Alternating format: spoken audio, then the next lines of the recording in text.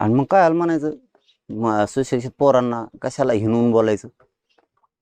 हिणूनच बोलले ना, म्हणजे सरकारची विषयीची जी खतखत आहे ना, ही या माध्यमातून दिसते. तर कोणची पार्टी काय आपल्याला नाही माहीत त्याबद्दल, पण एकूण जो तुमच्या बोलण्यातून अर्थ दिसतोय त्याचा अर्थ असा की ती खतखत आहे लोकांची. उदाहरणार्थ एखादी जमीन आहे राजकीय नेत्यांची आणि आजूबाजूने त्यांनी सगळ्या जमिनी घेतल्या आणि मग ते लोक आल्यावर, त्यांच्या पाहुणे आल्यावर, मित्र आल्यावर काय म्हणतात, ही सगळी जमीन आपली.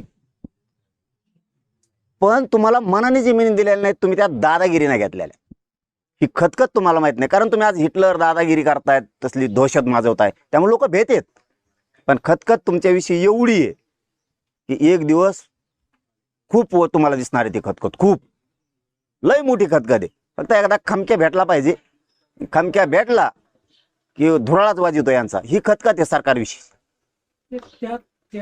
त्यांनी जो ट्विटर काढलेला किंवा एक हँडल काढलेला त्यावर पण सरकारला बंदी आणली आहे. आणि ते कशावर बंदी आणत नाही, ते कशावर बंदी आणत नाहीत. कटणीच्या दुकानावर बंदी आणते ते.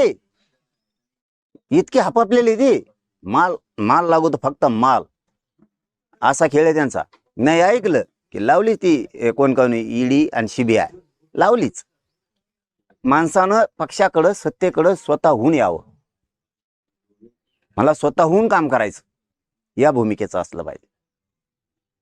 तुम्ही बळच घेतात, ती खतखत आहे, नाईलाज, पर्याय नाही ते म्हणतात. भाजपमधले तर अर्धे म्हणतात पर्याय नाहीये, दुसरीकडे जाऊन करतो काय, मध्ये जाण्यापेक्षा बरं आहे आपलं, इथं मजाच चाललंय म्हणते. ती खतखत आहे.